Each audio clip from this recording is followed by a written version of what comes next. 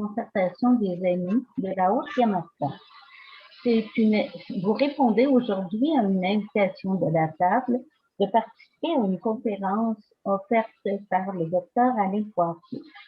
Nous sommes bien heureux à la table d'accueillir docteur Poirier parce qu'il est reconnu pour ses compétences de communicateur et ses compétences comme gestionnaire en santé publique, puisque depuis 30 ans, il a travaillé au niveau de la santé publique. Notamment, de 2003 à 2012, il a été directeur national et sous-ministre adjoint à la Direction générale de la santé publique au ministère de la Santé et des Services sociaux. Le 9 septembre 2019, il a accepté de remplacer Madame Dr Mélissa Généreux. Alors, il est entré par intérim à la Direction de santé publique de l'Estrie. Et puis, il ne se doutait pas à ce moment-là qu'il allait faire la rencontre de la COVID-19. Alors, c'est en venant par intérim dans notre belle région qu'il a dû affronter la terrible COVID. Alors, laissons la parole à Dr Alain Poirier. Je pense que c'est Roxana qui va poser les questions ou souhaiter la bienvenue aussi.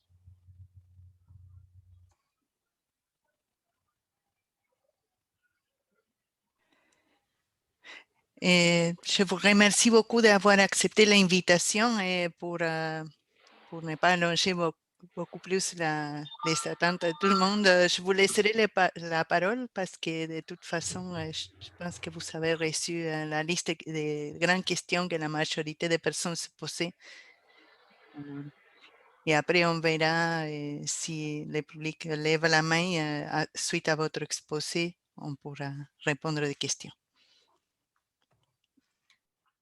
D'accord. Alors, je décolle. Bon, je vais essayer de ne pas décoller comme un avion, on va y aller doucement.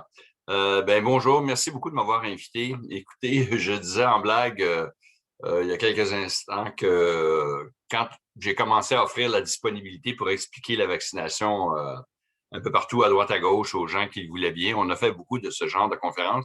C'était parce qu'on a toujours peur que qu'il y ait beaucoup de gens qui hésitent à se faire vacciner. Et donc, c'est surtout ceux-là qu'on voulait convaincre. Ces jours-ci, c'est plutôt l'afflux de gens qui veulent être vaccinés qu'il faut gérer. Donc, c'est un peu l'inverse. Pas sans dire qu'il faut calmer les esprits. Malheureusement, on n'a pas toutes les doses au même moment où on voudrait que tout le monde soit vacciné. Alors là, ça se bouscule aux portes. Beaucoup de gens veulent avoir le vaccin, ce qui est une bonne nouvelle. Mais il reste, même si on veut avoir le vaccin et puis qu'on va avoir le vaccin pour la majorité d'entre nous, il y a quand même des questions importantes à se poser, comme toujours. C'est notre job, nous, en santé publique, parce qu'il y a pas mal plus de maladies qu'il y a de vaccins. Donc, c'est de voir quand il y a une recherche, quand il y a un développement d'un outil pour bloquer l'entrée d'une maladie, d'un intrus. Est-ce que ça marche? Est-ce que c'est sécuritaire? Est-ce que la nature ne peut pas faire ça tout seul? Bref, toute une série de questions qu'il faut toujours se poser. Donc, ça fait partie de notre travail, les médecins et autres experts en santé publique, d'examiner tout ça avant de dire, OK, ça, c'est une bonne idée, on l'offre à la population. Donc, je vais vous raconter un petit peu des éléments et puis que vous soyez convaincu ou contre ou hésitant, je pense que c'est intéressant quand même de regarder, de répondre à différentes questions. Parce qu'une des premières, c'est que c'est complètement volontaire. Il n'y a pas de vaccin obligatoire au Québec, au Canada, ni ailleurs. Donc, c'est volontaire, c'est à vous de décider. Après en avoir parlé avec des gens qui connaissent ça, dans ce cas-ci, moi je suis là, mais vous pourrez après ça en parler avec du personnel que vous connaissez, des amis, frères, sœurs et autres. Soit vous deviendriez vous-même des experts, en tout cas, des gens qui ont de l'information pour répondre à des questions des autres, pas les convaincre à tout prix, parce qu'il faut que ça reste un consentement, mais éclairé par les informations. Donc, c'est plus facile pour moi d'être éclairé, c'est ma job. Puis, évidemment, je suis assez convaincu que toutes les étapes avant de dire que oui, un vaccin est recommandé sont suffisamment solides pour leur faire confiance, mais ça, on pourrait y revenir. Donc, vaccination, on dit souvent, l'expression, vous l'avez peut-être déjà entendue, que c'est une des plus belles inventions de la médecine. Moi, je mets toujours un bémol sur le mot invention. Ce n'est pas une invention, c'est une imitation. Pourquoi? Parce que notre corps, pas juste nous, mais tous les vertébrés dans l'évolution des espèces, si vous savez comment les espèces ont évolué jusqu'à l'homme, je ne veux pas dire que nous sommes les plus évolués, mais jusqu'à aujourd'hui, ça fait, tenez-vous bien, au tout début, quand la vie a commencé sur la Terre, juste une cellule à la fois, bon, on pouvait se défendre, mais pas de façon organisée. Mais à partir du moment où les espèces ont évolué, les premiers signes de défense, donc d'immunité, de se protéger contre un envahisseur étranger, c'est il y a 500 millions d'années. Fait que c'est pas inventé d'hier. Et là, ça a progressé dans les espèces. Puis quand on regarde maintenant, qu'est-ce qui fait que chez les êtres en 2021, ils se protègent contre l'invasion d'un intrus, que ce soit une bactérie, un parasite, un virus dans ce cas-ci, ou les virus. Qu'est-ce qui fait qu'on se défend? Il y a pas mal de choses dans notre système qui nous protègent. On parle souvent des anticorps, le corps étant l'intrus, et puis on développe des petites protéines qui viennent se fixer et qui éliminent cet intrus-là. Mais il y a aussi toute une série de cellules. C'est assez compliqué quand on regarde toute la mécanique. C'est une forme de... C'est compliqué comme l'intérieur d'un ordinateur. Mais bref, il y a pas mal de choses qui agissent pour éliminer un étranger. C'est pour ça, d'ailleurs, qu'on ne peut pas si facilement greffer, je ne sais pas moi, le cœur de quelqu'un à un autre, parce que même le cœur a à sa surface des antigènes. Puis là, si on greffe un organe, on se dit « Oups, c'était qui ça? C'est pas moi, c'est pas mon corps, c'est un intrus, c'est un étranger. » D'où il y a des médicaments pour ralentir l'immunité. Plusieurs maladies sont des dérèglements de notre système immunitaire. Donc, plusieurs traitements sont ce qu'on appelle des immunosuppresseurs. Si je vais en prendre un que peut-être on connaît mieux, l'arthrite rhumatoïde, ben, c'est notre propre corps qui est déréglé puis attaque nos articulations par des anticorps, comme si notre articulation, ce n'était pas la nôtre. Donc, on a beaucoup de maladies comme ça où c'est notre propre système de défense qui réagit trop fort contre nous-mêmes. Ces gens-là, on leur donne des médicaments qui viennent supprimer leur réaction normale, mais qui, dans ce cas-ci, est anormale. Donc, il y en a plein de maladies comme ça, là, qui sont des maladies qu'on dit auto-immunes. C'est notre immunité. Mais donc, cette immunité-là, normalement, elle est construite pour l'étranger. Alors, le virus, ça ne m'appartient pas, ce virus-là, je réagis. Fait que ça fait des millions d'années que ça s'est développé. Puis, ça fait des centaines d'années qu'on a compris ce que c'était. Je vais vous raconter une autre petite histoire, ça en a 500 millions d'années. Il y a à peu près 250 ans, il y a un scientifique anglais, je dis anglais, je ne sais même plus d'où il est, mais qui a découvert que les femmes qui traillaient les vaches, ils ne faisaient pas la variole. Il trouvait ça un peu bizarre. Comment ça se fait que ces femmes-là ne font pas la variole? La variole n'existe plus maintenant. Elle a été éliminée dans les années 70. La plupart d'entre nous, à nos âges, là, ceux qui ont les têtes blanches ou les têtes chauves comme moi, on a eu le petit vaccin de la variole avec la grosse croûte sur l'épaule ou sur la cuisse. Mais là, on ne le fait plus maintenant, ça, parce que ce virus-là a été éliminé. Mais donc, lui, dans les années 1700 quelques, au 18e siècle, donc, a découvert que les femmes qui traillaient les vaches, ils ne faisaient pas la variole. Pour finalement réaliser qu'il y avait une maladie, un virus très, très proche de celui de la variole chez les humains qui infectait les vaches. Donc, ces femmes-là, des femmes ou des hommes, mais c'était surtout des femmes, se contaminaient avec un virus proche de celui de la variole, et puis ça les protégeait en attrapant la maladie moins sévère, la maladie, la variole des vaches, on va l'appeler comme ça. Bien, ces femmes-là ne faisaient pas la maladie, ne faisaient pas la variole. Donc, même déjà, c'était le début des premiers vaccins parce qu'on s'est mis à utiliser les croûtes, le pus de la variole de la vache pour la donner aux humains, qui faisaient une petite maladie, mais qui ne faisait jamais la grosse variole qui tuait du monde, qui rendait... Et donc, c'est pour ça qu'une couple d'années après, quand Pasteur, lui, a découvert dans les années, une centaine d'années plus tard, quand il a découvert le fonctionnement de l'immunité et des vaccins, ben, ça venait de mot vache. Donc, c'est le même qui a appelé ça la vaccination, parce que ça ressemblait à l'histoire des treilleuses de vaches une centaine d'années avant. Donc, le mot vient même de cette découverte que dans la nature, on peut se protéger. Dans ce cas-ci, c'est un virus proche, la variole de la vache versus la variole chez les humains, qui nous a fait comprendre que quand on vaccine les gens, on imite ce qui se passe en nature. Maintenant, si on arrive au coronavirus. Le coronavirus, actuellement, la majorité des gens se défendent éliminent le virus. Ça veut dire qu'ils développent leur immunité pour éliminer le virus. Donc, c'est naturel. Il n'y a pas de vaccin. Dans ce cas-là, il n'y a même pas de médicament pour aider à combattre le virus. On le fait tout seul avec notre immunité.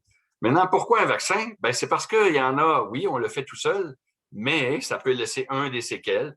2, ça tue du monde, ça rend des gens très malades, hospitalisés et tout. Donc, oui, la majorité des gens qui font le coronavirus réussissent à l'éliminer avec leur propre système de défense, sans vaccin, sans médicaments. Mais dans le combat, il y en a qui ne réussissent pas, qui décèdent, et bref, toutes les complications qu'on connaît maintenant depuis 1 an. Alors, le vaccin, tout ce qu'il fait, c'est de dire, avec les gens qui n'ont jamais fait la maladie, on vous donne quelque chose qui ressemble à la maladie, mais qui ne donne pas la maladie. Donc, dans ce cas-ci, on va y revenir en détail. Là, vous voulez avoir plus de détails sur qu'est-ce qu'on a utilisé pour stimuler notre défense. Et donc, ce n'est pas un médicament. Le vaccin, il ne reste pas là. Ce qu'il vient faire, c'est qu'il ressemble à la maladie. Il vient dire à notre système, oups, voilà quelque chose d'étranger.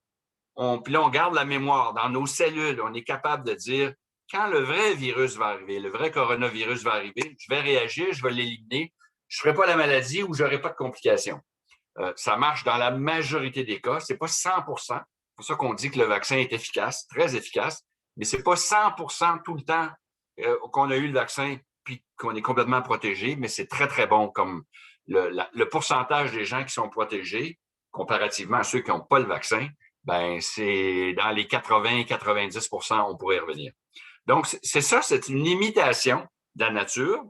Pourquoi d'ailleurs, quand on a fait plusieurs des maladies qu'on fait une fois, qu'on ne leur fera plus jamais après, c'est parce qu'on a gardé en nous la mémoire de cet intrus-là. Et puis, si jamais il veut revenir, on ne fait pas la maladie. Donc, il y a plein de maladies comme ça. On l'a fait une fois, on ne la refera plus jamais. C'est le principe de la vaccination. Il y a des vaccins pour lesquels il faut redonner des doses. Hein? Vous pensez à la grippe à chaque année. Bien, ça, c'est une autre particularité. C'est que lui, il change tout le temps. On parle des mutations en ce moment de la coronavirus. Ben, dans le cas de la grippe, il change tout le temps sur la planète. Il est toujours en train de bouger. Et puis, à chaque année, on essaie de deviner en regardant ce qui se passe dans l'hiver dans le sud, parce que leur hiver est à l'envers de nous. Dans l'hémisphère sud, c'est pendant notre été, eux, ils ont leur hiver, ils ont leur grippe. Qu'est-ce qui circule à ce moment-là? Toutes les compagnies se font dire, ben voilà le virus qui circule en ce moment sur la planète. Donc, à l'automne, celui que vous devriez offrir à vos populations, c'est celui-là. Mais parfois, soit par une mutation ou pour une raison autre, le fameux virus, pas virus, mais le vaccin qu'on donne à l'automne, ben c'est pas, il nous protège pas tout à fait contre celui qui va vraiment venir pendant l'hiver de la grippe. Donc, la grippe, c'est un cas particulier, mais ça en est un où il faut redonner à chaque année. Mais pour toute une série d'autres vaccins, on le donne une fois et c'est fini. Dans le cas de la COVID, coronavirus, COVID, est-ce qu'il faudra le redonner? On ne le sait pas. C'est une nouvelle maladie. On ne sait pas si dans 1 an, 2, 3, 4, 5, on ne devra pas dire là, notre immunité, notre mémoire, nos cellules de mémoire de défense, ils ont perdu la mémoire justement de ce virus-là. Et puis, il faudra redonner une autre dose. On appelle ça un booster. On va, un peu comme quand on booste un char de la batterie, ben oups, on redonne un autre petit stimulus. Donc, ça c'est un peu l'histoire des vaccins. Maintenant, comment ils sont faits?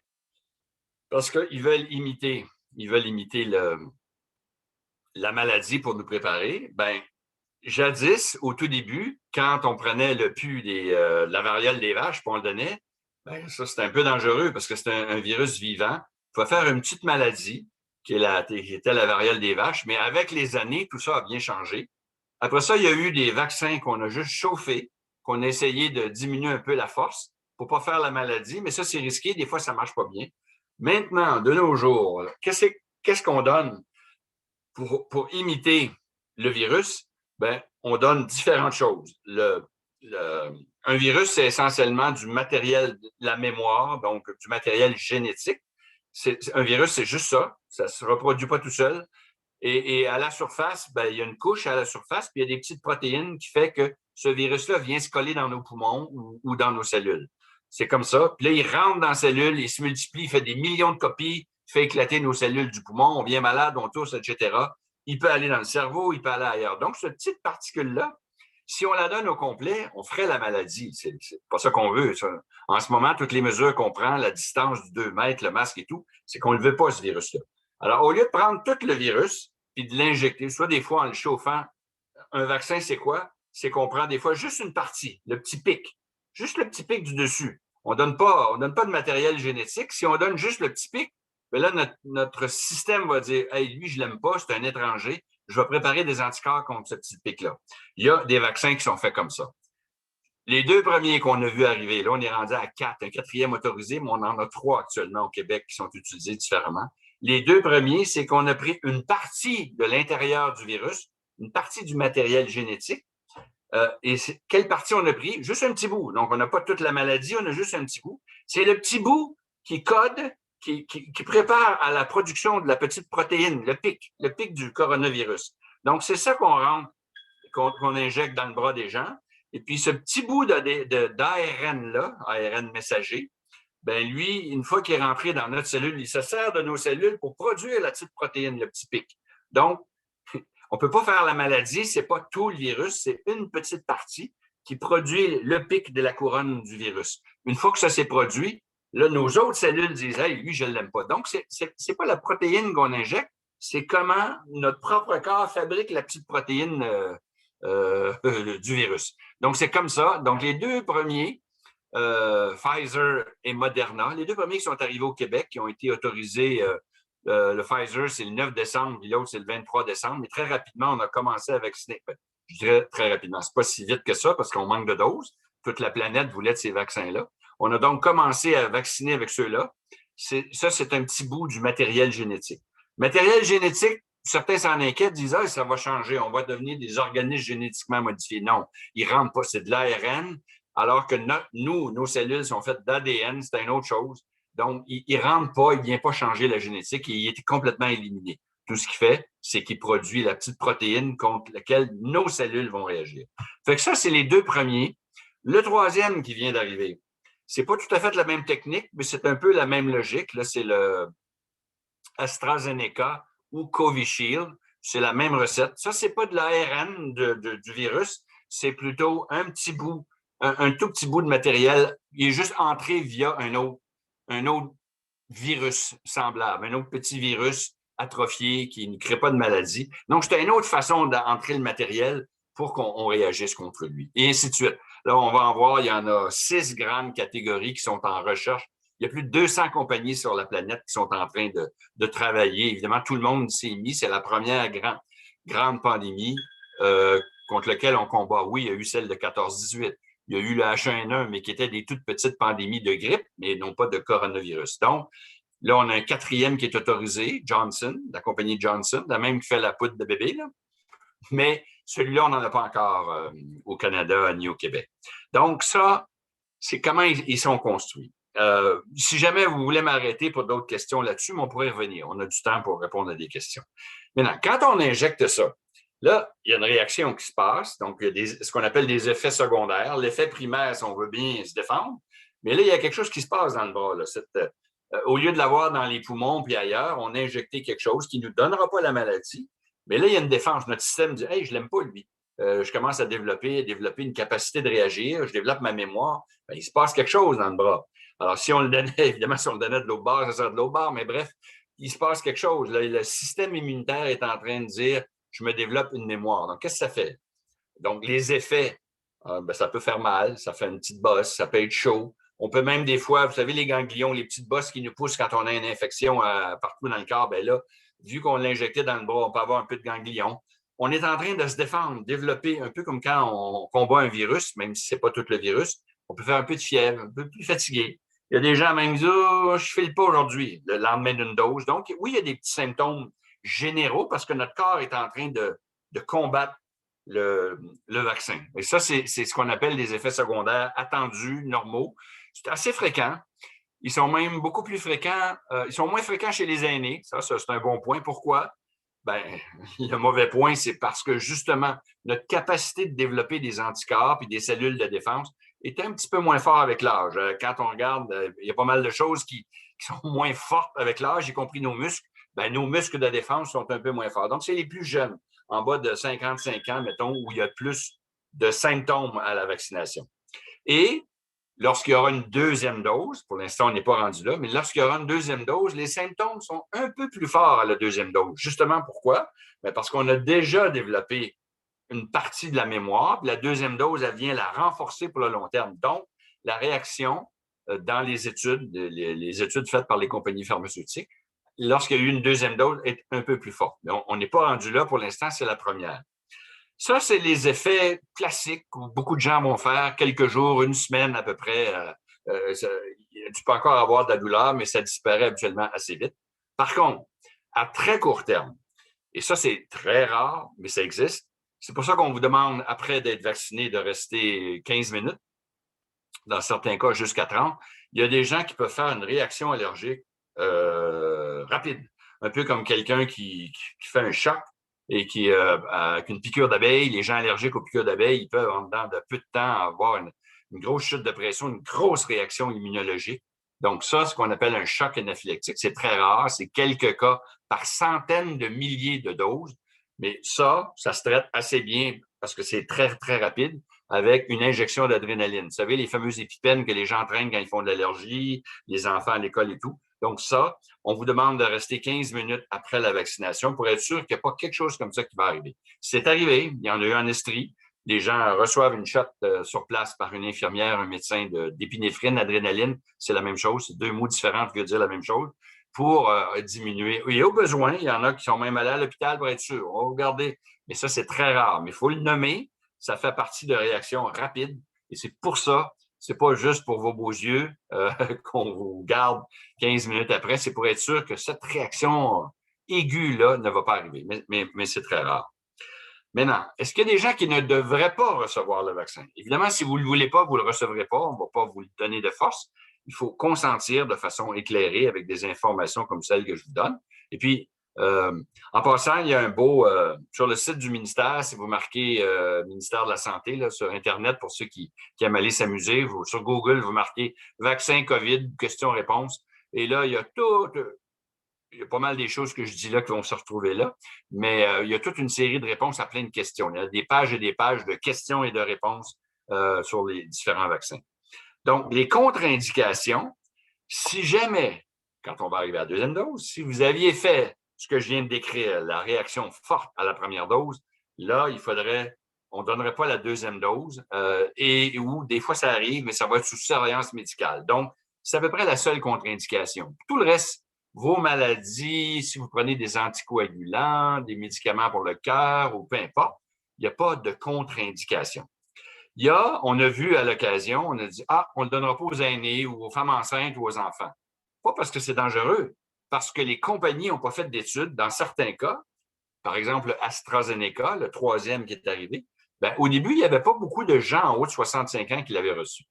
Donc, quand ils l'ont fait autoriser, il y a des Santé Canada qui autorisent les vaccins au Canada, dit, là, on n'a pas assez de données chez les aînés pour dire que ça va être bon chez les aînés. Pas qu'il est dangereux, mais on n'a pas assez de données. Depuis, on a eu des données parce que des études ont continué, puis plus grands groupes, et des pays comme l'Angleterre et d'autres pays en Europe l'ont tellement donné qu'on sait maintenant. Il y a des publications maintenant qui sont sorties qui disent, oui, il fonctionne bien chez les gens en haut de 65 ans. Donc, au début, c'est pas on dit, on ne le donnera pas d'abord aux 65 ans, on ne le sait pas encore, c'est efficace. Maintenant, on le sait, il est efficace aussi chez les aînés. Donc, ça, c'est pas une contre-indication, c'était qu'il n'était pas, valait mieux utiliser ceux dont on savait déjà qu'ils étaient efficaces. C'est plus vrai maintenant. Maintenant, on peut donner les 3 qu'on a au Québec pour les gens en haut de 65 ans. Maintenant, on a parlé beaucoup de 1 ou 2 doses. Pour l'instant, la majorité des gens ont reçu une dose. La compagnie, elle, ce qu'elle avait testé, c'est de dire, nous, on redonne une deuxième dose 3 semaines ou 4 semaines après, selon les 2 premiers qui ont été rendus publics. Et comme ça, ils disaient, voici nos chiffres d'efficacité. Maintenant, ça, c'est ce qu'ils avaient étudié. Ce qu'ils ont étudié, c'est ça qu'ils doivent soumettre à Santé Canada. Puis Santé Canada dit, on l'autorise comme ça. Maintenant, dans la vraie vie, quand on commence à donner une dose, s'il faut repasser tous ceux à qui on a donné, puis vous savez qu'on on n'a pas encore toutes les doses qu'on voudrait. Si au bout de 3 semaines, on dit, vous revenez tout le monde ou on retourne, quand c'est en CHSLD ou en résidence pour aînés, on retourne pour donner une deuxième dose, toutes ces deuxièmes doses qu'on donne, c'est autant de doses qu'on ne donne pas en première dose à d'autres groupes. Donc, le calcul qui a été fait, c'est de dire, il est tellement efficace dès la première dose, vaut mieux aller en chercher toute une autre gang pour leur première dose aussi, puis d'attendre un peu avant de venir chercher un petit peu de pourcentage de plus chez ceux qui l'avaient eu la première fois. Alors, un chiffre facile. Imaginons que vous êtes dans un village, qu'il y a 200 personnes dans le village. Là, on va laisser le maire décider, on ne laissera pas le directeur de santé publique. Bien là, je donne 100 doses à mes 200 personnes. J'en choisis 100, je leur donne 100. Je vais avoir, selon les premiers chiffres, 92 sur les 100 qui vont être protégés. C'est très bien. Mais là, j'ai encore 100 doses à donner. Est-ce que je les redonne dans 3 semaines aux mêmes 100 premiers? Là, je vais en chercher combien? 3 de plus. Donc, au lieu d'avoir 92 protégés, je vais en avoir 95. Donc, oui, et probablement, à plus long terme, ils vont être mieux protégés si je fais ça. Par contre, mon autre choix, c'est de dire, j'en ai 100 qui ne sont pas vaccinés. J'aime mieux leur donner à eux. Je vais aller en chercher 92 autres. Donc, on est 2 fois 92 plutôt que passer de 92 à 95. Donc, à l'échelle du Québec, c'est ça le calcul qui a été fait. On sait que la première dose marche bien. On donnera une deuxième dose, mais au lieu de la donner tout de suite, on va attendre un peu. Et là, un peu, maintenant, c'est rendu 4 mois. Donc, au bout de 4 mois, maintenant, les gens vont avoir un rappel. Pourquoi? Parce que pendant ce temps-là, toutes les nouvelles doses qu'on a, au lieu de diviser par 2 puis de redonner la deuxième dose, on va les donner à des nouveaux, des gens qui ne l'ont pas eu, pour couvrir, là, ça part de 100 ans en descendant, 100 ans et plus, là, il n'y a pas de limite, mais en descendant. Et là, on arrive, par exemple, à Montréal, on vient d'ouvrir 60 ans et plus. En Estrie, on vient d'ouvrir la semaine dernière 65 ans et plus. Malheureusement, c'est qu'il y a plus de monde qu'on a de doses. Donc, déjà, toutes les doses qu'on nous a promis en Estrie, les rendez-vous sont tous donnés. Ça ne veut pas dire que les doses sont rendues dans les bras. Je suis un exemple. Moi, je vais avoir 65 ans dans l'année. J'ai pris mon rendez-vous, mais je n'ai pas eu la dose. Mais donc, à mesure qu'on aura des nouvelles doses, là, on peut descendre dans les groupes d'âge, donc d'aller dans d'autres groupes d'âge. Il y a encore là des priorités. Ceux qui ont des maladies chroniques sont plus à risque, vont être les premiers. Donc, il y a toute une mécanique encore à suivre, mais c'est comme ça. Alors, donc, je fais le tour des questions. Pour la deuxième dose, oui, il y en aura une, mais pas nécessaire de la donner tout de suite, selon les avis des meilleurs experts du Québec. Le Comité d'immunisation du Québec existe depuis plus de 35-40 ans. Ce sont des experts qui, à chaque fois qu'il y a un nouveau vaccin, se posent la question, est-ce qu'il faut en donner 2, 3, 4 doses, à quelle fréquence? Parce que les compagnies, c'est normal. Ils ont testé leur vaccin, ils ont testé selon un protocole, il est autorisé selon ce protocole-là. Mais quand tu arrives dans la vraie vie et tu vaccines des centaines de milliers de personnes, ce que les compagnies ne font jamais, bien là, tu as le loisir de tester des fois des temps différents, dire, ben nous, on pense que selon ce qu'on voit, peut-être que le donner 21 jours, ce n'est pas une bonne idée. On va attendre 2 mois, 3 mois. Le Québec a toujours fait ça. J'ai été, avant le Dr Arruda, j'ai été moi-même directeur national pendant 10 ans. On a toujours, pour tous les nouveaux vaccins, on est la seule province au Canada à faire ça. On a toujours 1% de tout le budget d'achat des vaccins pour évaluer ce que je viens de dire. Faire évaluer et d'ajuster le protocole aux besoins, de l'améliorer, puis parfois même faire des économies, parce qu'on comprend que les compagnies vont dire, ben, on va donner 3 doses, peut-être 4, ça sera encore mieux. Ben, nous, quand on vérifie, on se dit, ben non, 3, c'est assez. Ça suffit, c'est bon. On va sauver parfois pas mal d'argent sur la 4e dose, puis qu'on peut offrir à d'autres gens. Fait que vous voyez, bon, les compagnies, c'est correct, c'est comme ça qu'ils ont fait leurs tests, c'est comme ça qu'ils est autorisé. Après ça, dans la vraie vie, on peut se permettre, et on le fait au Québec, on peut se permettre de dire, ben, dans la vraie vie, on va voir qu'est-ce qui est la meilleure formule. Alors, la deuxième dose, on l'aura. Maintenant, ceux qui ont déjà fait la maladie, est-ce qu'ils ont besoin de 2 doses? Ben non, le vaccin, on le dit, il ressemble à la maladie. Donc, les gens qui ont déjà eu la maladie, ce qui est proposé, c'est d'avoir une seule dose. D'ailleurs, leur première dose à eux, il y a pas mal plus de réactions parce qu'ils ont déjà développé des anticorps naturellement en faisant la maladie. Donc, chez eux, une seule nouvelle dose va possiblement les protéger à plus long terme. Là, il y a des possiblement sur le long terme, même pour la maladie, parce que comme c'est une nouvelle maladie, on n'a pas 10 ans de recul, on a 1 an, et puis on sait quelle sorte d'anticorps les gens ont développé quand ils ont fait la maladie. Puis dans le cas du vaccin, ça fait quelques mois qu'on le donne, donc je ne peux pas vous dire, oui, au bout de 6 mois, il va être bon. On n'est pas rendu au bout de 6 mois. En fait, on commence avec les premiers protocoles de recherche qui ont été faits, mais je ne pourrais pas vous dire au bout de 8 mois, au bout d'1 an, on n'est pas rendu là. Pour l'instant, il n'y a pas d'évidence que notre protection tombe. Donc, C'est pour ça que partout au Canada, maintenant, les gens ont accepté l'idée de dire 4 mois. Au bout de 4 mois, on donnera la deuxième dose. Est-ce que ça va changer? On va voir comment les experts qui sont en train de suivre la situation vont nous faire des recommandations, mais pour l'instant, c'est ce qui a été établi. Docteur Poirier, j'aurais une question ici dans le chat. Est-ce que la deuxième dose sera le même vaccin? Les protocoles des compagnies, oui, on peut comprendre. Une compagnie qui fait autoriser un vaccin, bien évidemment, elle n'a pas testé les vaccins des autres, elle a testé le sien. Donc, tous les protocoles actuellement qui ont été soumis à Santé Canada, c'est toujours première et deuxième dose le même. Maintenant, dans la vraie vie, prenons l'exemple du vaccin russe. Le vaccin russe, vous l'avez peut-être entendu parler, il s'appelle Sputnik. Bien, le vaccin russe, il est construit pour être différent le premier et le deuxième, ce qui n'est pas une mauvaise idée. Les chercheurs actuels un peu partout dans le monde, maintenant qu'il y a plusieurs vaccins sortis, disent que ça serait peut-être une bonne idée d'aller stimuler notre mémoire immunitaire avec 2 vaccins différents qui, au final, fait la même chose, qui nous protège contre le virus, mais avec, dans un cas, telle façon, telle recette, puis dans d'autres cas, telle autre recette. C'est un peu comme... Et donc, il y a actuellement, on n'a pas de résultat, mais oui, actuellement, c'est une très bonne idée, une très bonne question. Il y a des gens qui sont en train de tester. On donne AstraZeneca en premier, on donne Moderna, en tout cas, peu importe. Imaginez les différentes combinaisons. Il y a des gens qui sont en train de faire ça. Puis dans la vraie vie, quand un vaccin arrive sur le marché, prenons celui sur l'hépatite, plusieurs d'entre vous ont peut-être été vaccinés contre l'hépatite, bien, c'est plusieurs doses et c'est arrivé très fréquemment que j'ai eu le premier d'un tel, puis j'ai le deuxième de tel autre.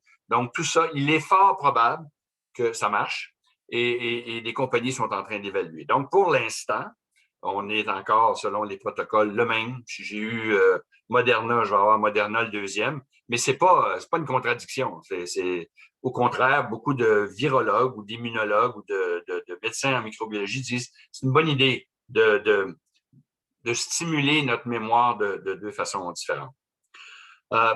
Maintenant, peut-être qu'on peut rentrer dans un peu plus la logistique. Comment ça se fait maintenant? Bien, plusieurs d'entre vous l'avaient déjà vu. Il y a des grands lieux de vaccination, le centre de foire à Sherbrooke, mais là, maintenant, il y en a dans 9 RLS ou MRC de l'Estrie. Le 9e a commencé justement aujourd'hui. Ça, c'est des lieux où on prend un rendez-vous par Clic Santé. Vous allez marquer vaccination COVID ou Santé Estrie. Et puis, ça ne pose pas beaucoup de questions. Ça demande groupe d'âge. Code postal, groupe d'âge, êtes-vous en train de faire la maladie ou pas? Quelques petites questions faciles, vous pouvez vous aider.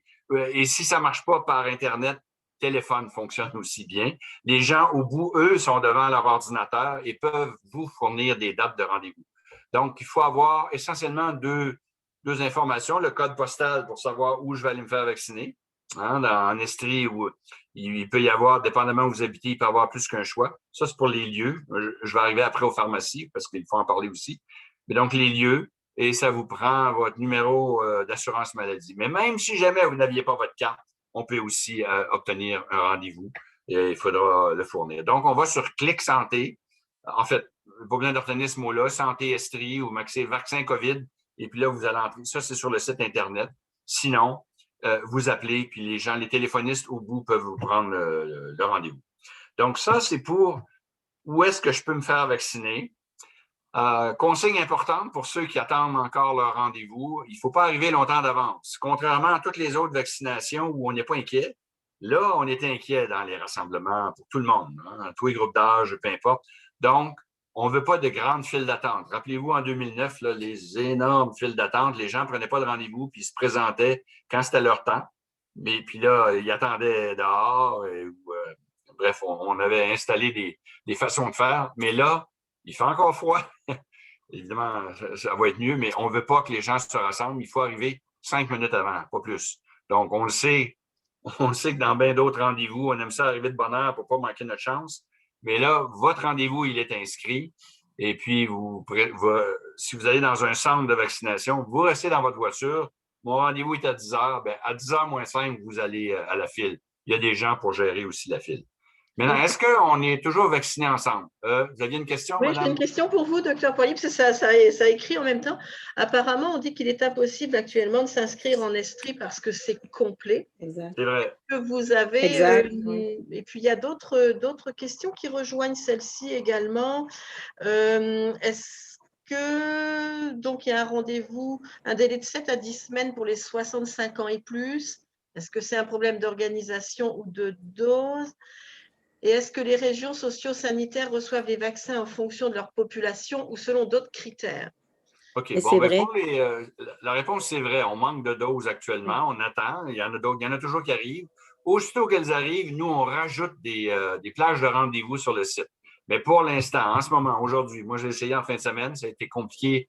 La vérité, c'est que finalement, comme j'habite à Longueuil, j'ai regardé à Longueuil, puis j'ai réussi à avoir un rendez-vous à Longueuil, mais j'en avais un, mais tard au mois d'avril en Estrie, au centre de foire à Sherbrooke. Donc, actuellement, on attend encore des annonces d'arrivée de nouvelles doses. C'est ça le défi actuellement, c'est qu'on manque de doses. Et en Estrie, c'est 65 ans et plus. Tant qu'on n'a pas un certain nombre de notre proportion, en fait, la proportion, c'est 75 %. Tant qu'on n'a pas 75 % des gens qui ont réussi à avoir leur rendez-vous dans cette catégorie d'âge-là, on ne rouvre pas l'autre après. Fait que pour l'instant, chez nous, au contraire de Montréal, ils sont rendus à 60 ans. Pourquoi ils sont rendus à 60? Parce qu'il y a beaucoup plus de cas à Montréal, plus grosse éclosion. Même quand on tient compte du fait qu'il y a plus de monde à Montréal, depuis le début, ils sont toujours les pires en termes d'infection, de transmission.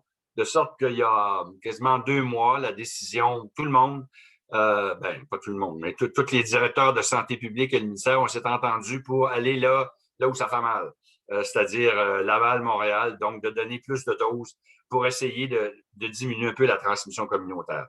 Ceci dit, en Estrie, hier, un cas. Avant hier, c'est ce qui va sortir aujourd'hui, d'un chiffre, ça doit déjà être sorti. Et avant hier, un seul cas.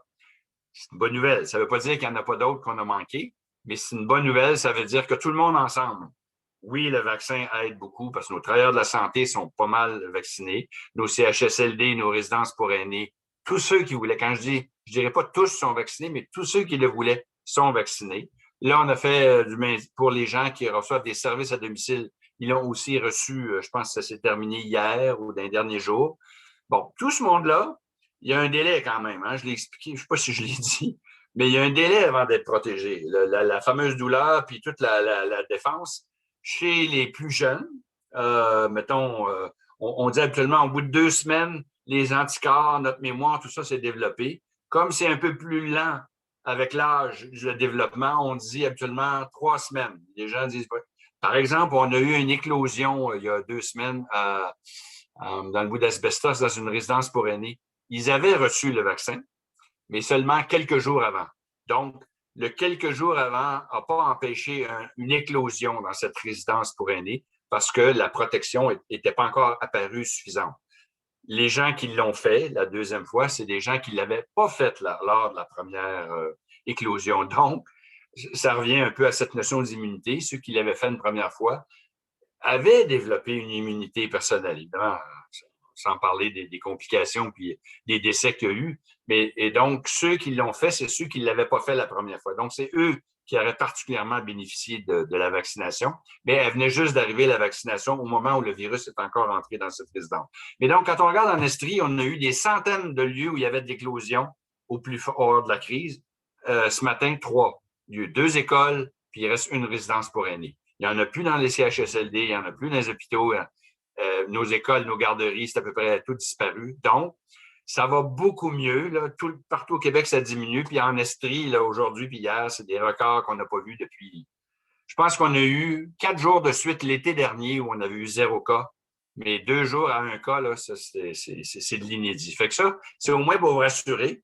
Oui, il y a la lumière du vaccin au bout du tunnel, mais en plus, ça ne veut pas dire qu'il faut se mettre à aller galvauder puis aller danser puis aller jouer au bingo parce que il y en aura, ça va revenir, puis on pourra peut-être parler un peu du variant tantôt, le variant étant ce nouveau virus un peu changé et qui nous inquiète parce qu'il se transmet un peu mieux que le modèle qui circulait au Québec.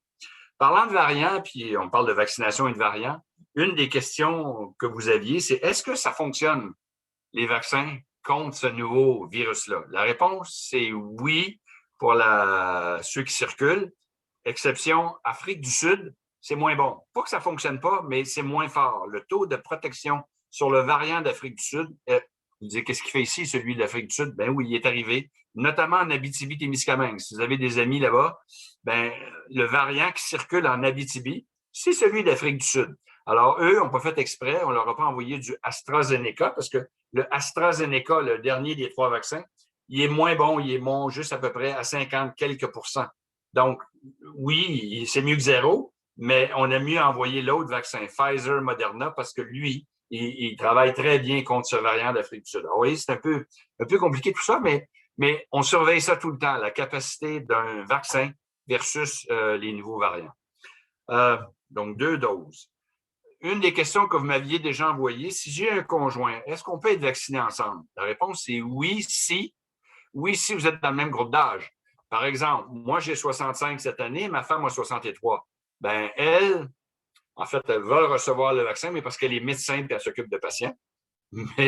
Mais si on était allé pas par groupe d'âge, ben, moi aussi, je suis médecin, mais je veux dire, je ne suis pas médecin auprès de patients. Donc, les médecins un peu fonctionnaires comme moi, ça ne compte pas.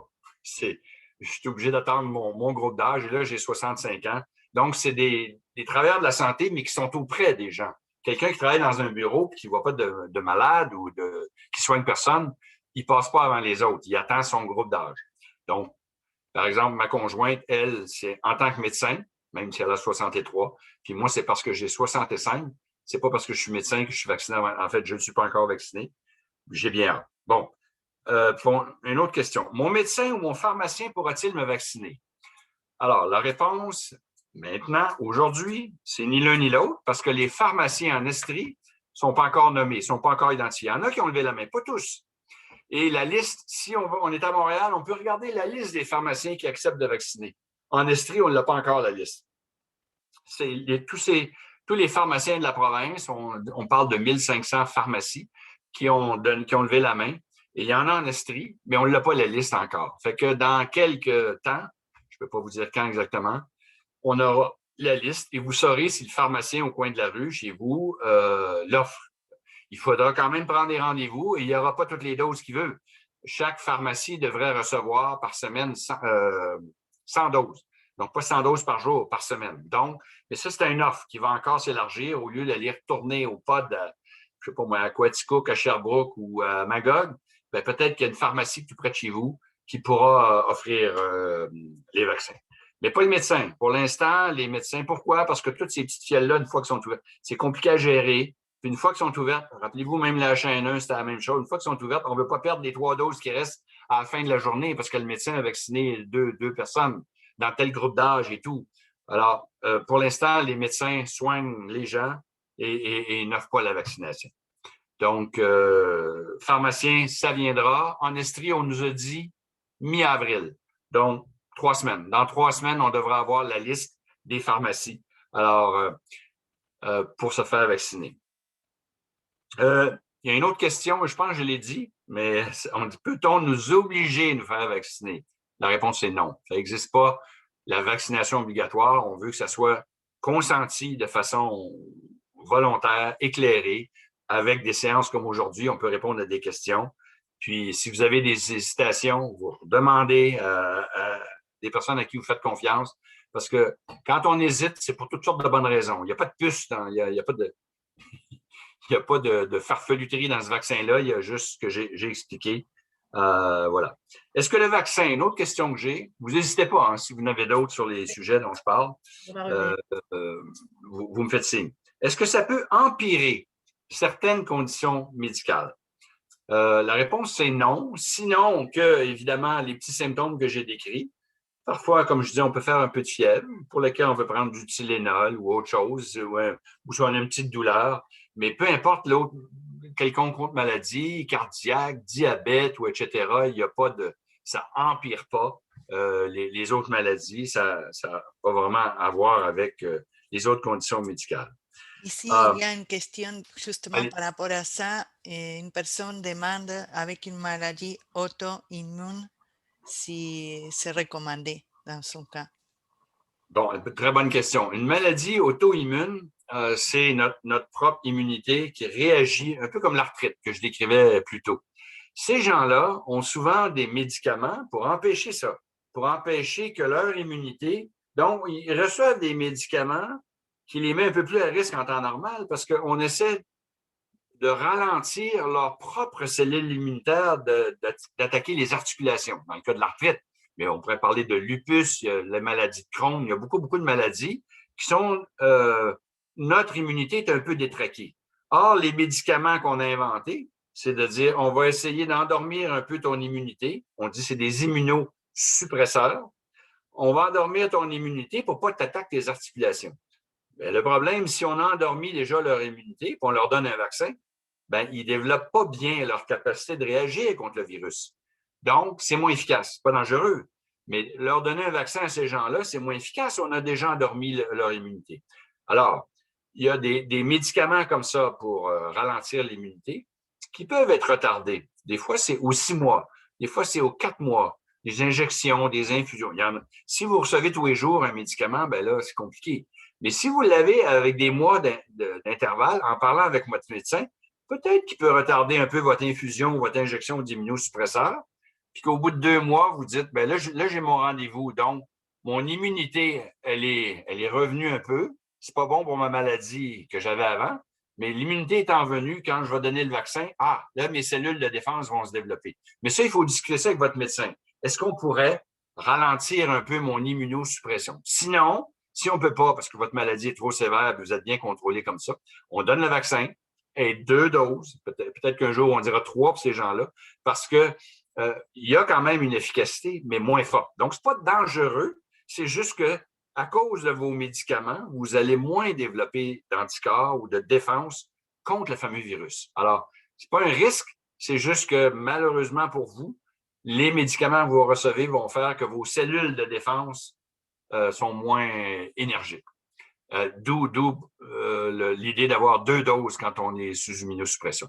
Mais non, là, j'ai parlé de médicaments, mais il y a d'autres choses qui peuvent diminuer nos cellules. Par exemple, un traitement de chimiothérapie. Alors, si on a des médicaments qui veulent diminuer le développement de nos cellules cancéreuses, bien, les autres cellules qui se développent, qui changent, qui se reproduisent comme nos cellules de défense, sont aussi affectées par notre chimiothérapie. Donc, dans le premier cas, c'est un médicament pour ralentir notre immunité. Dans le deuxième cas, c'est un médicament qui est là pour ralentir notre cancer, mais qui ralentit aussi d'autres cellules qui se développent, pas seulement les cellules cancéreuses. Donc, la chimiothérapie, ça aussi, ça a l'effet d'une immunosuppression.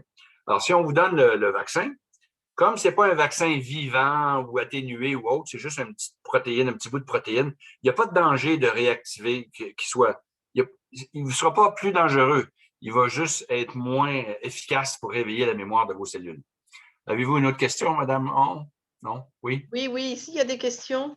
J'en ai 3 particulièrement. Une personne qui est diabétique et prend une médication pour éclaircir le sang, devra-t-il recevoir un vaccin spécifique? Non. Beaucoup de gens reçoivent des médicaments pour éclaircir le sang, y compris moi-même. Et il n'y a pas de contre-indication pour le vaccin. Même chose pour le diabète. Est-ce que ça peut empirer l'arthrite? Non. La seule chose, c'est ce que j'ai dit. Si jamais, en discutant avec votre médecin pour le traitement de votre arthrite, vous choisissez de diminuer la médication, pourquoi on ferait ça? Bien, comme je l'ai dit, c'est pour avoir une meilleure réponse contre le virus. Mais ça, c'est à discuter avec votre médecin parce que souvent, le traitement de l'arthrite, si c'est tous les jours, à moins que votre arthrite soit bien contrôlée, pas forte, puis que vous voulez augmenter vos chances de développer la protection. Mais sinon, ça, c'est à discuter. C'est faire l'équilibre entre est-ce que je veux diminuer mon traitement de l'arthrite pour que mon vaccin marche mieux? Mais sinon, 2 doses vont être utiles pour booster un peu votre défense. Et là, il y a une question bien particulière, c'est j'ai du Tysabri injection 1 fois par mois pour l'ASP. Est-ce que c'est un problème? Je ne connais pas la molécule, mais il faudrait que je vérifie. Mais le mieux, c'est d'en parler avec le médecin. Si c'est un immunosuppresseur, je ne connais pas le nom. Tysabri, j'imagine que c'est quelqu'un qui a la sclérose en plaques, donc ça doit être un des traitements, des nouveaux traitements, j'imagine. je ne sais pas ce que c'est, mais il faudra vérifier. Mais si c'est un immunosuppresseur, une fois par mois, dépendamment de la maladie, encore là, si on peut attendre un peu. Souvent, les immunosuppresseurs ont leur effet, puis là, l'immunité revient. J'ai un ami qui m'a appelé justement, lui, le sien, c'était aux 6 mois. Donc, ben, j'ai dit, écoute, après 2 mois, apparemment, son immunité revient déjà pas mal en force. Là, ça serait le temps d'avoir le vaccin. Et puis, donc, si c'est possible, en discutant avec le médecin, on peut espacer les doses pour intercaler le vaccin entre des doses immunosuppresseurs. Mais au mois, à moins que ça soit retardé à 1 mois de plus, ça dépend toujours de la maladie qu'on veut combattre. Là. Quand c'est un cancer, on ne veut pas jouer vraiment avec ça, mais parfois, si c'est une maladie avec des douleurs articulaires ou autre, peut-être qu'on peut endurer un peu plus pour le vaccin, mais ça, c'est vraiment dans une discussion avec votre professionnel. Alors, il y a une autre question beaucoup plus générale qui doit être en discussion chez vous. Qu'en est-il du passeport vaccinal et pour les restrictions de sortie pour les personnes qui ne seraient pas vaccinées? Oui, la question a été posée. L'enjeu, il est éthique. D'abord, on n'est pas obligé de se faire vacciner. Des fois, on dirait, ben, ça serait bien mieux, comme ça, ceux qui mettent les autres à risque, ils vont rester chez eux. Mais puisque c'est un consentement, c'est volontaire. Puis en ce moment, il y a des gens, les aînés pourraient sortir, puis les autres pas. D'autant plus que ce n'est pas 100% d'efficacité pour ceux qui sont vaccinés. Ils peuvent aussi le transmettre. Donc, pour toutes ces raisons-là, de créer des classes de citoyens entre ceux qui sont vaccinés et ceux qui ne le sont pas, c'est assez compliqué sur le plan de l'éthique et de la morale. Bon, même chose pour les voyages. Les gens pourraient dire, ben, vous ne prendrez pas l'avion si vous n'êtes pas vacciné. Vous voyez que la question éthique se pose à partir du moment où on ne veut pas le rendre obligatoire, ça devient difficile de rendre obligatoire la confirmation que vous êtes vacciné. Notre job, peut-être que ça changera un jour, mais à date, ça n'a jamais changé, puis ça fait longtemps que ces questions-là reviennent. Pourquoi on n'oblige pas la vaccination? Ben, quand on oblige, on n'est pas obligé de mettre l'aiguille dans... Qu'est-ce qui arrive à ceux qui ne veulent pas, qui continuent de refuser? Est-ce qu'on refuse un emploi, un voyage, une entrée dans un restaurant? Quels sont ceux qui n'ont pas avec eux leur carton? Quels sont ceux pour lesquels ils ont été vaccinés, mais ce n'est pas efficace parce qu'on ne va pas mesurer après si ça a bien marché? Il y a énormément de questions qui font qu'il n'y a personne qui veut vraiment entrer dans cette dynamique d'exiger un passeport vaccinal. Notre tâche, je ne sais pas si ça va changer un jour, mais notre tâche, c'est d'essayer de répondre aux questions pour que les gens n'hésitent plus et aillent se faire vacciner. Sans l'obliger, sans le forcer, sans à tout prix traiter les gens qui refusent de criminels. C'est pas la formule. Il faut essayer de répondre aux hésitations, aux peurs, aux craintes et aux questions des gens. C'est ça la formule que les gens de santé publique choisissent depuis toujours. Est-ce que les études actuelles montrent que les vaccins sont efficaces pour prévenir la transmission et la contagion? Est-ce que vous avez la certitude actuellement?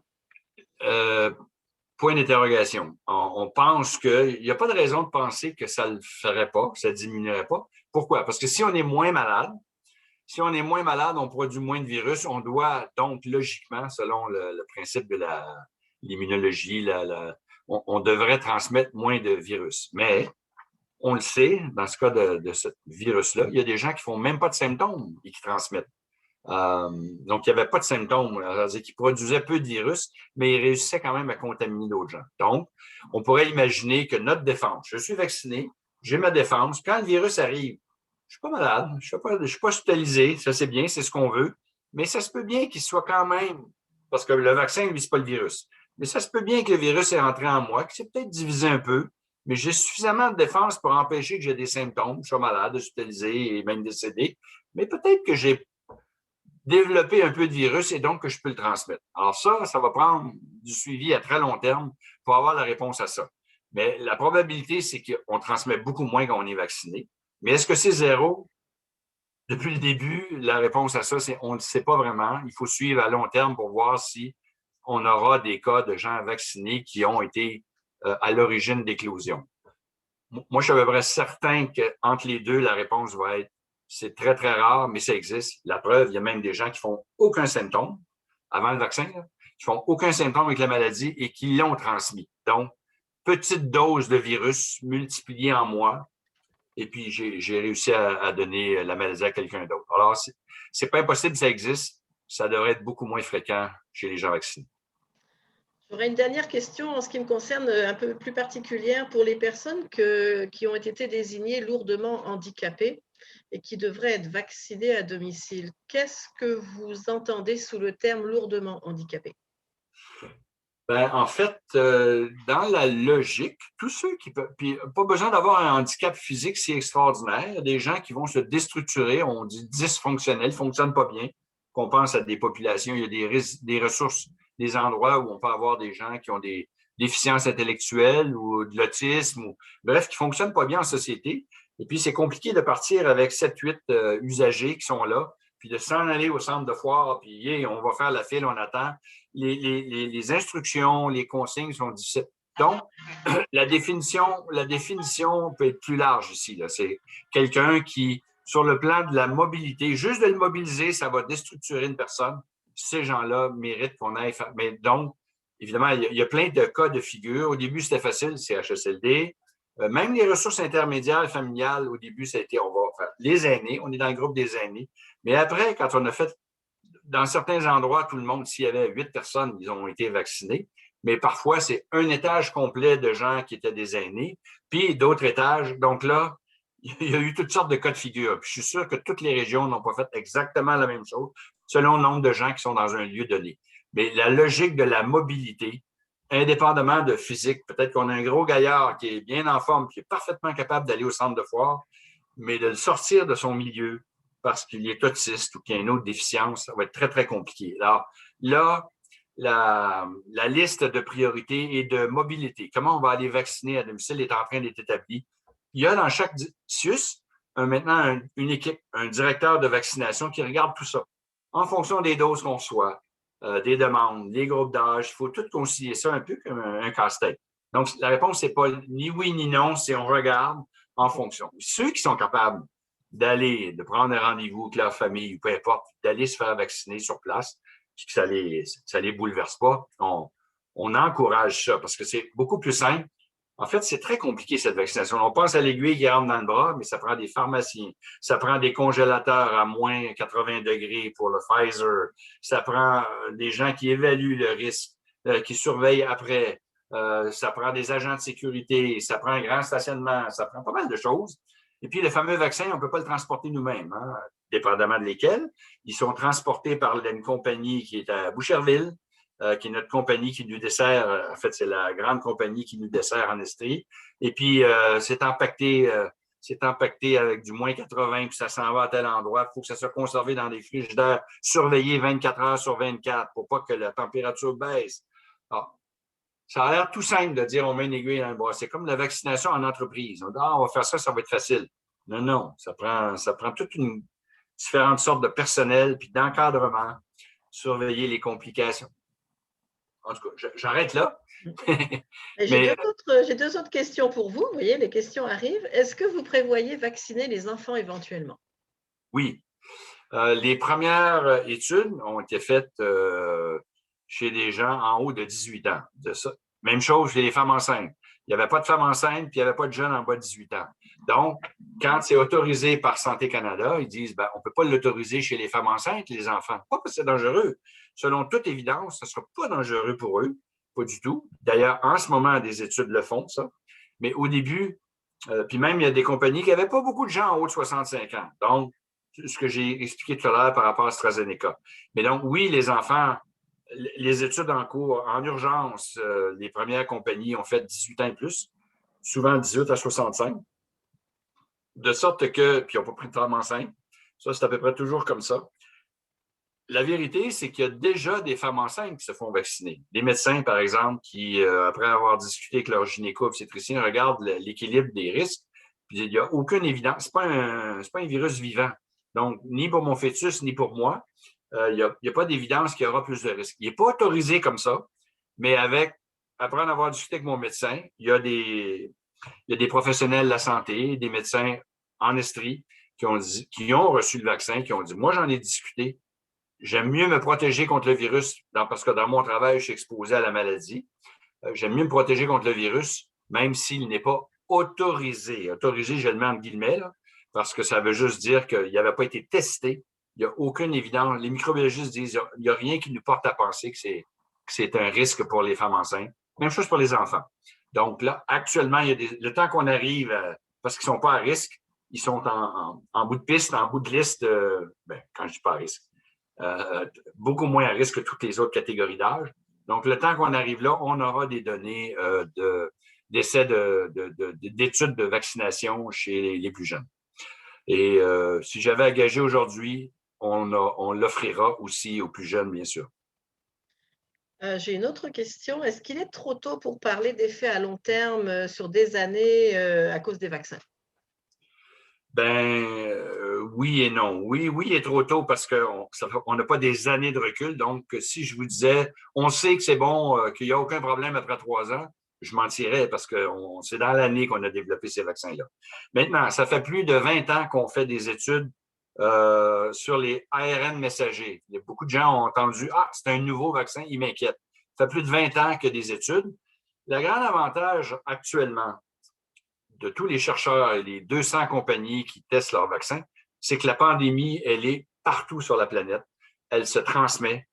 Donc, toutes ces recherches, d'ailleurs, en 2003, rappelez-vous, on a eu un autre coronavirus, ça s'appelait le SRAS. Moi, j'étais directeur national de la santé publique, puis on avait eu un gros SRAS à Toronto. Il y a eu beaucoup de recherches sur les vaccins en 2003, à la suite de SRAS, pour développer un vaccin contre le coronavirus. Mais le coronavirus, celui-là, a disparu. Donc, comment tu veux tester? Il aurait pu encore avoir des tests en laboratoire. Même chose en 2012. En 2012, il y en a eu un autre qui a touché quelques pays, un autre coronavirus. Celui-là s'appelait le MERS, pour ceux qui s'en rappellent. C'est pour Moyen-Orient, Middle East en anglais, Middle East Respiratory Syndrome. Donc, SRAS puis MERS, c'était là aussi des coronavirus. Dans les deux cas, ça n'a pas fait de pandémie, de sorte que ça devient difficile de le tester. Puis en plus, pour parler le langage des compagnies pharmaceutiques, qu'est-ce que ça donne de développer un vaccin s'il n'y a personne qui va l'acheter parce qu'il n'y a plus de transmission? Vous voyez, il y a toujours l'effet que nos compagnies pharmaceutiques, c'est surtout des compagnies privées. On n'en a pas de public au Canada. Puis dans la plupart des pays, c'est des compagnies privées. Donc, il y a toujours cet équilibre. Même pour Ebola. Ebola, c'est une catastrophe quand c'est arrivé en 2014. Là, les gens ont dit, wow, quand la planète a commencé à avoir peur que l'Ebola est partout, oups, là, les vaccins qui étaient en production, tout d'un coup, ils ont continué la production, puis boum, ils sont arrivés sur le marché. Alors, on n'a pas de long terme, souvent, mais dans ce cas-ci, comme il y en avait partout, puis toute la planète voulait du vaccin, 200 compagnies se sont lancées, et là, quand tu le testes, tu obtiens des résultats, tu le vois, il est en train de se transmettre partout. Tu testes le vaccin, boum, tout de suite, tu as des résultats. Ceux qui sont vaccinés ont 90 de moins de cas que les non-vaccinés. Alors, ça, c'est un des avantages, mais il y en a plusieurs autres. Il y a plusieurs avantages avec les tests qui fait que actuellement, on a eu rapidement des données. Les agences qui font l'homologation, qui autorisent, se sont mis à travailler ensemble. Il y a eu du partage d'informations, il y a des publications rapides et il y a même eu de l'argent de donner aux compagnies pour qu'ils développent la production avant même d'avoir les résultats, compte tenu qu'on s'attendait d'avoir des résultats favorables. Donc, il y a tout a été fait dans les règles de l'art, mais tellement plus vite qu'au lieu de prendre 10 ans, ça a pris 10 mois avant que les résultats arrivent et ils ont pu s'homologuer. Pas parce que ça a été botché, pas parce que ça a été mal fait, parce que là, on était, et nous sommes toujours dans une pandémie mondiale, qui fait que tout ça s'est développé beaucoup plus vite. Mais ce qu'on appelle les études que je viens de décrire, c'est ce qu'on appelle les phases 3. Il y a 4 grandes phases dans la vaccination. Les premières, c'est on teste le produit, souvent chez des souris, etc. Phase 2, on commence à le tester chez des humains en bonne santé. Phase 3, c'est les études qui nous ont donné des premiers chiffres chez des gens pendant une vraie pandémie. La phase 4, c'est ce qu'on vit actuellement, c'est-à-dire qu'on le déploie partout. Là, il y a des centaines de millions de gens qui l'ont reçu. Là, on a des vraies données, puis on va les avoir sur le long terme. Donc, actuellement, il y a des nouveaux chiffres qui sortent, notamment l'AstraZeneca. Phase 3, il a l'air un peu moins bon, les gens ne voulaient pas. Mais quand on arrive en phase 4, puis qu'on compare vraiment sur le terrain ce que ça a donné, il est aussi bon. Puis dans certains cas, il a donné des meilleurs résultats que Pfizer et Moderna. C'est pour ça que le ministre, tout le monde dit « Ah, moi, j'ai aucun problème de me le faire donner. » Pourquoi? Parce que les gens ont retenu que dans le premier chiffre, il n'était pas si bon que ça. si on compare dans phase 3. Mais en phase 4, quand on le donne à des centaines de millions de gens, il est très bon. Puis dans certains cas, il est aussi bon, sinon meilleur dans certains cas, notamment chez les aînés. De sorte qu'il ne faut pas s'arrêter au premier chiffre qui sort, parce qu'après ça, les premiers chiffres nous disent il est suffisamment bon pour qu'on l'autorise, mais quand on arrive dans la vraie vie, dans la population, là, on a des chiffres beaucoup plus intéressants de voir dans la vraie vie qu'est-ce que ça donne. Puis dans la vraie vie, le troisième, là, que certains ont redouté, notamment pour son efficacité, ben, il est aussi bon, sinon meilleur. Alors, dans 3 ans, on viendra se reparler pour voir qu'est-ce que ça a donné. Mais j'ai commencé en disant oui puis non. Non, on ne le sait pas dans 3 ans. Mais oui, ce qu'on sait, c'est qu'on a plus de 20 ans de recul et d'études sur les vaccins ARN, notamment, les autres aussi. Mais l'ARN, lui, c'est un nouveau. Donc, et on sait déjà, il est utilisé pour d'autres maladies en médecine vétérinaire, etc.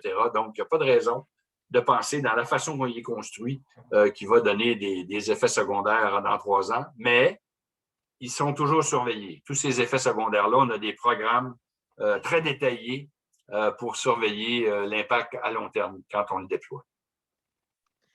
Merci beaucoup. Je vais laisser la parole à José. José, tu avais des questions. Il y a quelques personnes qui vont peut-être vouloir vous poser des petites questions.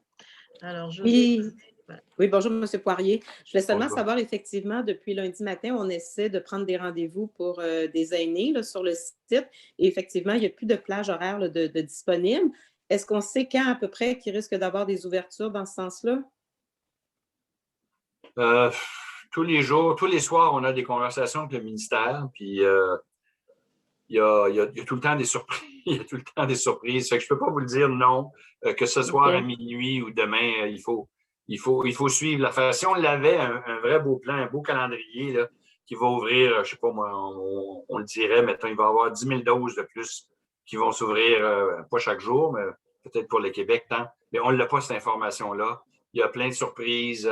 Tous les soirs, on dit « Ah, là, on vient d'apprendre qu'on va en avoir tant de doses. » On divise. Tantôt, je n'ai pas répondu à une question. Est-ce qu'on tient compte de la population des régions? La réponse, c'est oui. Puis quand on regarde les chiffres, on voit que l'Estrie est un petit peu en retard sur les autres. Bien, quand on donne un pourcentage, ça tient toujours compte du nombre de gens dans les groupes. Par exemple, CHSLD et résidence pour aînés, si on a moins de gens en proportion de, je ne sais pas moi, les voisins à Chaudière-Appalaches qui sont en CHSLD, bon, on a un petit peu moins de doses. Donc, tout est calculé quand les doses sont distribuées pour tenir compte du nombre de gens qu'on a dans chacune des catégories. Et puis, évidemment, on a donné, toutes les régions, on a donné beaucoup de doses au début, Montréal, Laval. Fait qu'eux, ils sont un peu en avance sur nous. Mais au final, tout ça va se rééquilibrer. Puis on ne l'a pas. Donc, je ne l'ai pas moi non plus. Je ne l'ai pas le jour, le moment ou le nombre de doses que ça va arriver. Alors, il faut écouter en radio. Et puis, pour nos aînés, là, ben moi, quand ça a sorti 75 ans et plus, j'ai une grande sœur qui va avoir 75 ans l'année. Ben, elle le savait, mais je pense que tous les frères et sœurs, on l'a appelé. As-tu vu que les doses rouvrent à Montréal, tu peux te faire vacciner? Elle est déjà vaccinée. Donc, il faut s'entraider. Puis ceux qui n'ont pas Internet, ben on les aide, on peut prendre le rendez-vous. Moi, j'ai plein de collègues qui ont pris rendez-vous pour leurs parents, grands-parents et autres. Donc, il faut être à l'affût. Puis dans les organismes communautaires, les groupes pour aînés comme vous savez aussi, c'est toujours la même chose quand il arrive une canicule, s'il y a des gens tout seuls qui n'écoutent pas la radio. Donc, cette capacité, ce réseau d'entraide, de surveillance et d'entraide les uns les autres, ben, ça marche aussi pour aider les gens à prendre le vaccin parce que c'est pas si sorcier. Pour le prendre pour les autres, là, comme je vous dis, ça prend le code postal. Et puis non, c'est ça, c'est effectivement c'est très facile. Puis je pense que les gens apprécient grandement parce qu'il y en a qui n'ont pas accès aux moyens informatiques pour le faire. Mais là, c'est ça, c'est parce que depuis hier, on se disait, mon Dieu, on n'est plus capable de prendre de rendez-vous. C'est bloqué. Là. Fait qu'on va aller vérifier à chaque jour à ce moment-là. Vous allez l'entendre à la radio aussi ou à la télé, bref, des organisations. Puis il peut y avoir des chaînes d'appel, mais bref, nous, quand on le sait, on l'annonce, puis il va s'ouvrir d'autres plages.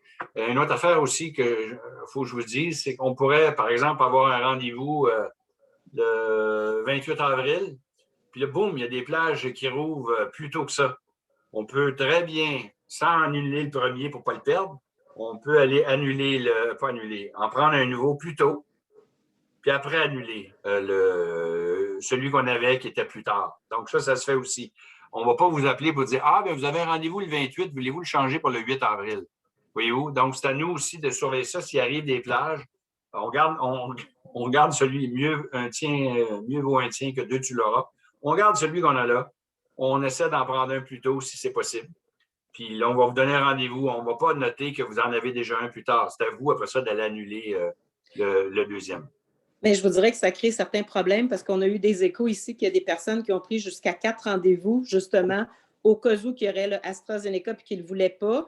Et ce qui fait en sorte que ça bloque certaines personnes de prendre des rendez-vous. Et là, on se disait, il n'y aurait pas moyen de mettre une petite alarme aussitôt que quelqu'un inscrit le même numéro de carte d'assurance maladie, qu'il y a une petite arlette qui dise bien, vous avez déjà pris votre rendez-vous, parce que là, on a des personnes qui prennent jusqu'à 4 rendez-vous pour être sûrs d'en avoir un et d'avoir le vaccin qu'ils veulent avoir finalement. Ah, et là, je trouve ça désolant.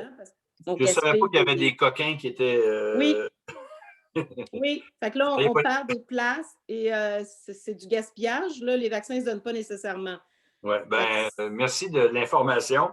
Évidemment, je pense qu'à deux rendez-vous, ça fait un peu l'effet ce que j'ai dit. C'est-à-dire que quand on annule, avant d'annuler le deuxième, le plus loin, avant d'annuler le plus loin, on essaie d'en prendre un plus tôt quand il y a des plages. Et là, après, on annule le deuxième parce que dans notre réponse, on a toujours le loisir. Mais vous avez raison qu'à partir de 3, là, on pourrait dire, oups, là, ça ne marche pas. Là. 3 puis 4, là, lui, il ne devrait pas pouvoir en prendre 3 puis 4. Fait que merci de l'information. On va essayer d'améliorer ça aussi. Merci. Je ne vois plus de questions. Il y avait une autre question. C'est si un aîné est vacciné, est-ce qu'il peut recommencer son bénévolat? Oui, c'est moi. C'est ça. La réponse, c'est non. Non, c'est-à-dire que oui, on peut faire du bénévolat, mais avec les mêmes mesures. Un peu ce que j'expliquais tout à l'heure, il n'est pas impossible. D'abord, ça prend un certain temps avant d'être protégé. Deuxième chose, c'est que ce n'est pas 100%. Donc, vous pourriez avoir le vaccin, puis dépendamment des types de vaccins, mettons qu'on dit 90, bien, il y a quand même 10% de chances que vous fassiez aussi la maladie. Puis la troisième chose qu'on a répondu il y a quelques minutes, c'est est-ce que je peux quand même transmettre la maladie? Ça se peut que votre vaccin, même si vous faites partie des 90% protégés, ça se peut que vous transmettiez encore un peu de virus. Alors, tant qu'il y a de la transmission, tout à l'heure, je vous ai dit qu'on a juste un cas en Estrie de ce temps-là, c'est un peu plus rassurant. Ça ne veut pas dire qu'il y en a juste un. Il y en a peut-être qu'on n'a pas dépisté. Mais à cause de ces trois raisons-là, tant qu'on n'a pas une bonne partie de la population de protégés, puis qu'on ne verra pas le nombre de cas, hospitalisation et tout le reste diminuer, les mesures, le masque, le 2 mètres et tout, le lavage de main, il faut que ça continue. Ça ne vous empêche pas de faire du bénévolat, mais il faut le faire avec les mesures avec lesquelles on vous l'autorise actuellement. Et c'est pas… Puis pour les autres qui ne font pas de bénévolat, là, on ne peut pas commencer tout de suite à faire des embrassades puis des bisous à pincettes puis toute l'équipe. Malheureusement, il faut attendre encore un petit peu, notamment avec nos petits-enfants. Pas parce qu'on ne veut pas les contaminer eux, on ne veut pas qu'ils nous contaminent nous. C'est mon cas. Moi, j'ai 2 merveilleuses petites filles, puis malheureusement, je fais du FaceTime, puis je raconte des histoires par téléphone, mais c'est pas terrible. Il aime mieux voir leur grand-père en personne que dans un iPad, par exemple. Il y a Mme Pierrette Boulet qui a une question. Allez-y, madame. Docteur Poirier, ma question est encore en rapport avec le bénévolat. Oui, on peut faire du bénévolat, sauf qu'il y a beaucoup de restrictions pour les jeunes personnes de plus de 70 ans. Et ce sont elles qui font du bénévolat. Ah oui, vous voulez dire, quand on a, mettons, 71 ans, il y a des restrictions, même si vous êtes vacciné. C'est ça? Écoutez, je vais vérifier. Par exemple, actuellement, vous n'êtes pas obligé de me dire votre âge, mais quelles sont les restrictions que vous avez encore, mettons en haut de 70, là? En fait, par exemple, si je suis bénévole dans un CHSLD, je ne peux pas, ce n'est pas mon cas, là, parce que moi, je suis proche aidant. Puis même si j'ai plus de 70 ans, je peux y aller. Mais il y a beaucoup de bénévoles qui travaillent dans les CHSLD et qui actuellement n'ont pas l'autorisation de se présenter pour faire leur bénévolat, malgré toutes les précautions de lavage de mains, de port de masque. Et même actuellement, moi, j'ai eu une autorisation de circuler hors de la chambre avec mon fils parce que je lui ai fait faire des exercices pour rétablir, maintenir, je devrais plus dire maintenir que rétablir son équilibre. Mais je dois circuler avec une jaquette, je portais des gants et j'ai le masque et je n'approche personne d'autre.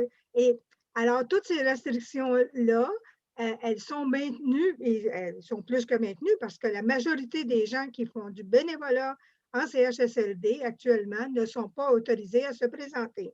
Ce qui crée un énorme problème au niveau des résidents qui ont peu ou pas d'activité. Alors, ce que je voulais savoir, c'est si une fois que les gens sont vaccinés, que les 3 semaines ou le mois est passé post-vaccination, est-ce qu'ils pourraient avoir l'autorisation de retourner faire du bénévolat? OK, bien, c'est la première fois que j'entends la question, mais toute la gestion CHSLD et autres, il y a une direction au ministère, il y a une direction dans le CIUS. Je vais, tout de suite après la réunion, je vais poser la question à mes collègues pour voir si, ils en discutent, puis quand est-ce qu'ils entrevoient, je veux dire, de la libération conditionnelle des bénévoles. C'est pas une prison, là, mais je comprends très bien les restrictions et elles faisaient du sens. Quand est-ce avec la vaccination? Je présume que vous êtes vacciné. Non, je devrais être vaccinée le 2 avril. Cependant, c'est de source très sûre, là, la responsable du comité, la responsable des loisirs au CHSLD où est mon fils, qui a maintenant 176 résidents, nous sommes à Granby, il y a 2 bénévoles qui ont accès parce qu'ils ont moins de 70 ans. 2 OK. pour 176 personnes. Je vais poser la question. Si j'ai une réponse, je l'envoie à qui? Vous pouvez se l'envoyer à Marie-Christine ou sinon, vous pouvez me l'envoyer à moi et je vais la faire suivre à l'ensemble des partenaires. C'est Roxana Clément. Roxana et Marie-Christine. D'accord. Oui. Je vais essayer de voir ce que j'obtiens comme réponse de mes collègues. J'ai vu dans le chat qu'il y avait une autre question verbale.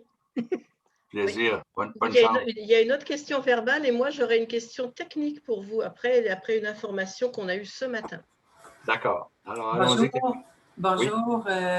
C'est ça, une fois, j'ai entendu aux nouvelles Diane Lamarre qui parlait puis qui disait, il me semble que c'est l'AstraZeneca que, je ne sais pas si c'était testé sur des singes ou un peu comme votre histoire du début, là, de la vache, là, tu sais, quand êtes-vous plus au courant là-dessus, juste pour ma culture personnelle?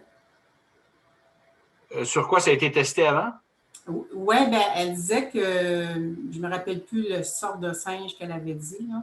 OK. C'était testé sur. Elle n'a pas dit que c'était testé. Elle a parlé de du singe. Ouais. Je ne savais pas si c'était testé dessus ou c'était comme une partie du singe, un peu comme la vache, là. Oui, je ne sais pas. Je ne pourrais pas vous dire parce que l'histoire de la vache, ce n'était pas dans le temps des tests et des laboratoires. C'était une observation dans la nature, donc dans les années 1700 quelques. Je pense que c'est Jenner qui avait fait cette observation-là. Mais dans le cas des modèles, la phase 1 des tests, c'est la partie expérimentale. Est-ce que ça marche? Est-ce qu'on mesure après les anticorps? On mesure les cellules? On expose des cobayes ou des souris, etc. Mais je ne sais pas, je n'ai pas la réponse. Avec quoi l'AstraZeneca? La réponse existe, mais moi, je ne sais pas avec quel modèle animal ils ont testé leur vaccin au début. Je n'ai pas la réponse, désolé. Merci pour votre éclairage pour toutes les questions. Merci. Plaisir. Il y en avait une autre, je pense. Technique. Question oui, technique. La question technique, c'est parce que ce matin, nous avons reçu, en tant qu'organisme communautaire du CIUS précisément, des spécificités sur les masques que l'on devait utiliser pour les milieux de travail à cause des 4 variants. Est-ce que vous pensez que ces nouveaux masques devraient remplacer, en fait, ou devraient… Parce qu'on achète beaucoup actuellement de masques de partout, hein, un petit peu tout, n'importe quelle qualité qui s'en viennent. Mais là, on a des spécifications à suivre apparemment. Et je voulais savoir si vous étiez au courant de ça. Oui, en fait, ça fait déjà quelque temps que pour des travailleurs, vous savez que l'encadrement des travailleurs, avant on appelait ça la CSST, maintenant c'est la CNE, on a rajouté des lettres parce qu'il y a les normes et l'éthique. Mais donc, cet organisme-là qui protège les travailleurs a un institut de recherche, l'Institut de recherche en santé et sécurité au travail, qui a testé les différents matériaux des masques. Ça fait déjà des mois de ça que eux, pour des travailleurs régis par la loi de la sécurité du travailleur, ils exigent certains masques meilleurs que d'autres. Par exemple, il y a eu toute une vague de nos couvre-visages fabriqués maison avec toutes sortes de tissus. Et on n'a jamais, il y a des pays qui l'ont fait, qui ont sorti des normes, ça prend 3 couches. Il faut que celle du milieu soit filtrante. On n'a pas ça ici. Ça fait qu'on a toutes sortes de couvre-visages qui ont été inventés. Moi-même, j'en ai acheté. Je ne les utilise plus maintenant, mais en tout cas, bref.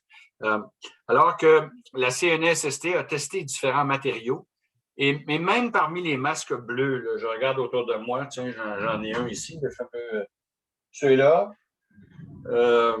Ces fameux masques, ils n'ont pas tous la même qualité. Il y en a qui sont achetés probablement au Dollarama, puis ils ne doivent pas avoir la même qualité parce qu'il y a des couches là-dedans.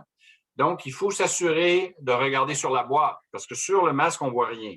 Il n'y a pas de lettres, il n'y a pas de spécification. Ce masque-là, je ne sais pas d'où il vient. Je pense que c'est ma femme qui a dû me le donner parce qu'elle travaille dans une clinique, puis je présume qu'elle le prend à la clinique. Donc, il doit probablement être… Mais il faut regarder sur la boîte. Il y a des lettres. Si vous l'avez reçu de la consigne du CIUS, on dit qu'il faut regarder sur la boîte.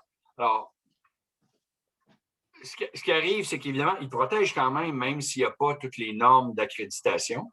Mais quand nous, on va faire l'enquête, si vous n'êtes pas capable, quand je dis nous, s'il y a un cas, mais imaginons que vous êtes malade, il y a un cas, on enquête, aviez-vous un masque? Oui. Quelle sorte? Je ne sais pas. Si vous ne savez pas, puis si l'autre personne dit qu'il y avait un couvre-visage, ça c'est facile, il n'est pas homologué, lui, le couvre-visage, il n'y a pas de test. Mais si c'est un masque bleu, OK, savez-vous le type? La personne qui va vous interroger est obligée de faire une espèce de calcul de gestion de risque. Est-ce que… et ça peut être la différence entre on va vous demander de vous isoler à la maison versus pas. De sorte qu'avec les nouvelles normes de la CNESST, il est recommandé d'acheter les boîtes avec l'appellation, les lettres, j'ai oublié. J'en ai quelques-unes. Là. ASPT. Oui, ASTM 2100, EN 14683, YT, en tout cas, il y en a 4. Voilà, donc, idéalement, vous regardez quand vous distribuez, vous achetez des boîtes, vous vous assurez que c'est ceux-là que la CNESST considère comme plus sécuritaires. Ça ne veut pas dire que les autres ne sont pas bons. Et puis, on voit même maintenant des gens qui mettent ça, puis qui mettent un couvre-visage par-dessus parce que ça garde une meilleure étanchéité. Mais donc, c'est ça maintenant qui est recommandé parce que s'il y a une enquête et puis que vous n'êtes pas capable de dire vous et l'autre, donc c'est pour ça que les professeurs vont se faire dire la même chose. Dans les hôpitaux, ça c'est clair que c'est des homologués. Mais sinon, juste à le regarder comme ça, il a l'air très beau, mais on ne voit pas d'où il vient. Est-ce qu'il vient du Dollarama ou je ne sais pas quoi, puis qu'il n'est pas aussi sécuritaire? À l'œil, moi, je ne suis pas capable de le dire. Donc, il faut regarder sur la boîte d'où il vient. Merci beaucoup. Est-ce qu'il y aurait d'autres questions parmi les participants? Il est 14 heures, la conférence devrait prendre fin maintenant. Profitez-en s'il y a encore une question. Sinon, je vais en profiter pour remercier Dr. Poirier. Oui, excusez. Et puis, j'ai lu une belle nouvelle. Vous restez en poste jusqu'en août 2022. Votre mandat est prolongé. Juste le temps de poursuivre la lutte à la pandémie. Et puis, vous avez dit que vous reviendriez dans 3 ans. Bien, ça faut croire que vous allez être là encore plus longtemps. Alors, bien, merci beaucoup pour votre beau travail, mais surtout, merci beaucoup d'avoir pris le temps de répondre à nos questions aujourd'hui.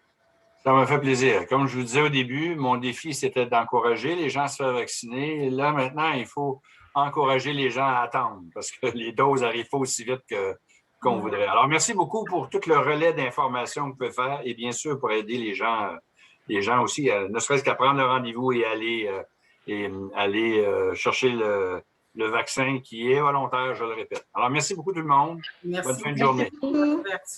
Merci. Au revoir. Au revoir.